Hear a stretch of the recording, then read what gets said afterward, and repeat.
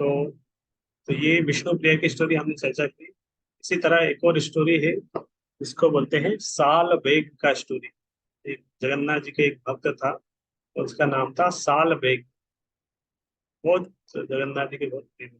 भगवान जगन्नाथ बहुत फेमस है, क्योंकि भगवान जगन्नाथ की पूजा के लिए इस तरह जाति पाति धर्म, ये इसका कोई भेदभाव नहीं है। कोई भी भगवान जगन्नाथ की पूजा कर सकता है।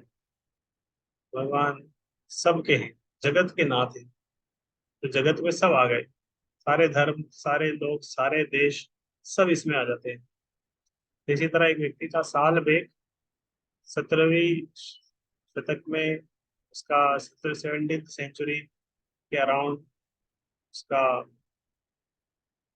उसका पास टाइम है अराउंड 1606 में।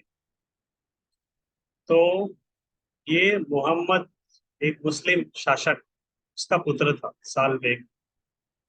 तो उस पहले के समय में मुस्लिम, आ, वो शासक मुस्लिम था, लेकिन उसने एक ब्राह्मणी स्त्री से विवाह किया था। और ब्राह्मणी स्त्री से विवाह किया था वो मुस्लिम शासक ने, और उससे उनका पुत्र था, उसका नाम था साल बेग। तो साल बेग पुत्र था। और क्योंकि वो तो मुस्लिम, वो भी जन्म से मुस्लिम था। और, और उसके पिता का नाम था जहांगीर कुली खान। बंगाल के सूबेदार थे जहांगीर कुली खान, ये उसके पिता थे। वो मुस्लिम शासक थे, और उनका पुत्र था, उसका नाम था साल बेग।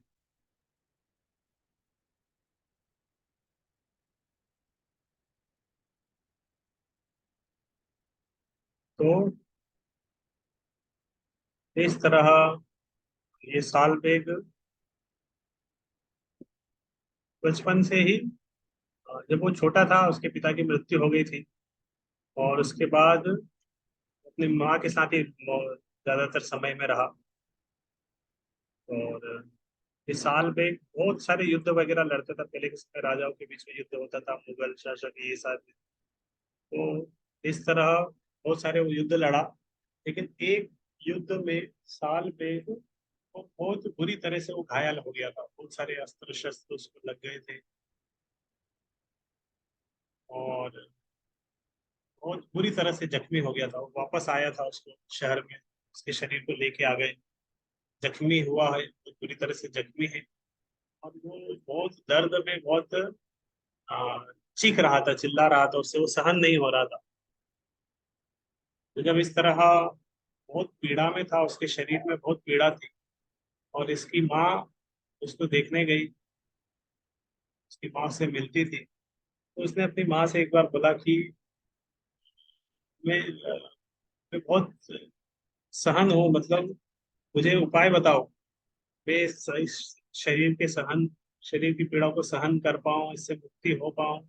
इसके लिए मुझे कुछ रास्ता बताओ, कैसे कैसे मैं मुक्त हो सकता हूँ साल बेग को। ये तो मुस्लिम था। तो उसकी माँ फिर बताया, बोले ठीक है, एक रास्ता है, इससे जो व्यक्ति तुम्हारे सारे दुख दर्द दूर कर सकता है, एक व्यक्ति है।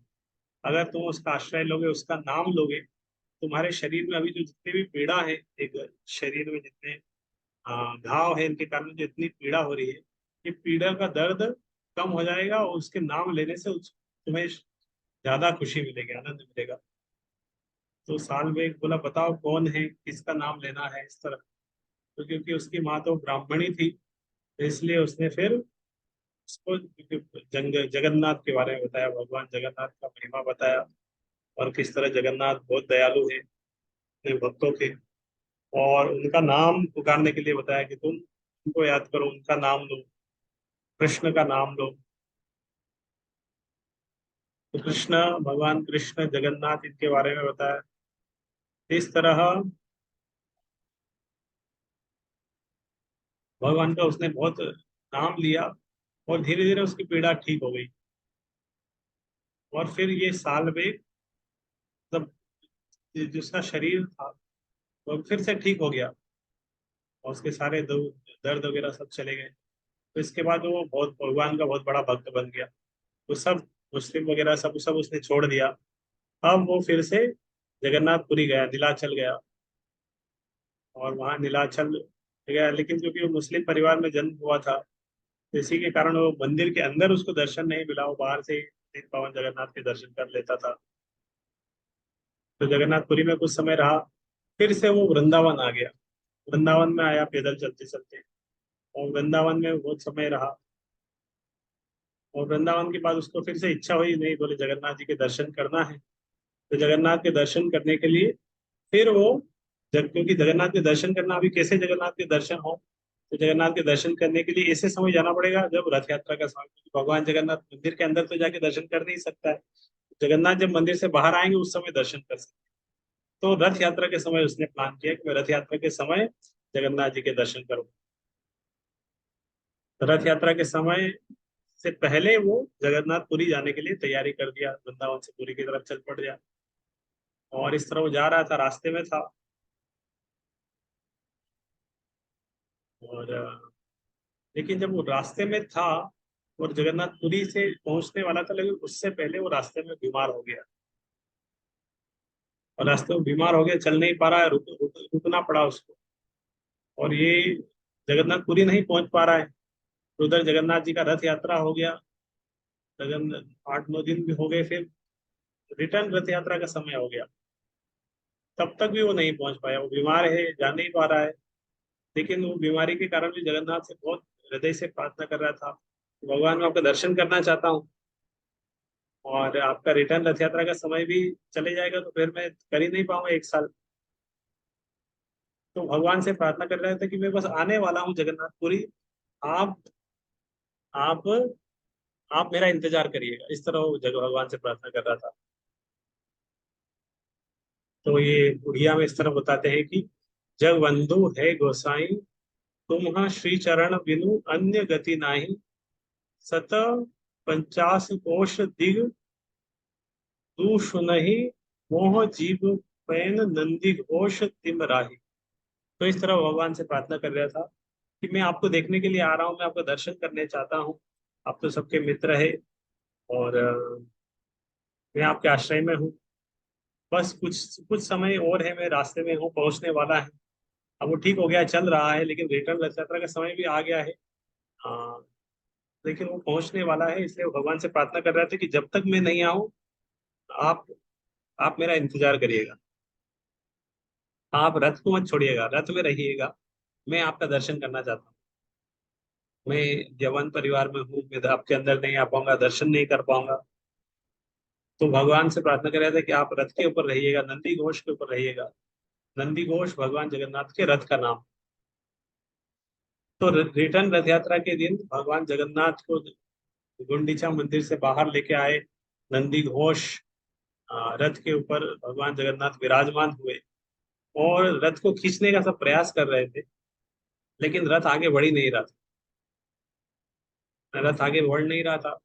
और इस तरह कुछ दिन हो गए, एक दो 4 दिन हो गए। और हर साल तो रथ यात्रा बढ़ जाता है, लेकिन ये रथ नहीं बढ़ रहा था। और साल बेग इस तरह प्रार्थना करते करते करते करते कुछ ही, जैसे ही साल वेग फिर आया, और उसने भगवान जगन्नाथ का दर्शन किया रथ के ऊपर, भगवान से प्रार्थना किया, और उसके बाद रथ चला, तो भगवान जगन्नाथ उसकी प्रार्थना के लिए उसके लिए रुक गए थे। तो वो सालवेग इस तरह फिर वो जगन्नाथपुरी में रहा। और भगवान जगन्नाथ की महिमा में वो बहुत सारी कविताएं, ग्रंथ, बहुत कुछ लिखा उसने। उसके बाद से हर साल वो जो बड़ा रोड है रिटर्न रथ यात्रा का, उसमें साल बेग का समाधि है। जब भी रथ यात्रा होती है, तो रिटर्न रथ यात्रा के समय भगवान जगन्नाथ का रथ थोड़ी देर रुकता है। जब साल बेग की समाधि आती है, तो वहां पे थोड़ी देर के लिए भगवान जगन्नाथ का रथ रुकता है। तो इस तरह ये साल बेग का स्टोरी है।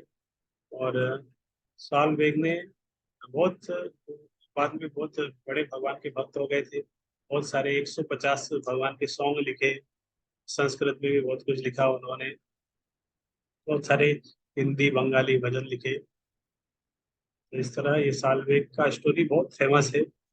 आ, उड़िया में, उड़ीसा में, सब जानते हैं साल्वेट। ये एक और स्टोरी हमने चर्चा किया। हरे कृष्णा कृष्णा कृष्णा हरे राम राम राम राम। की जय।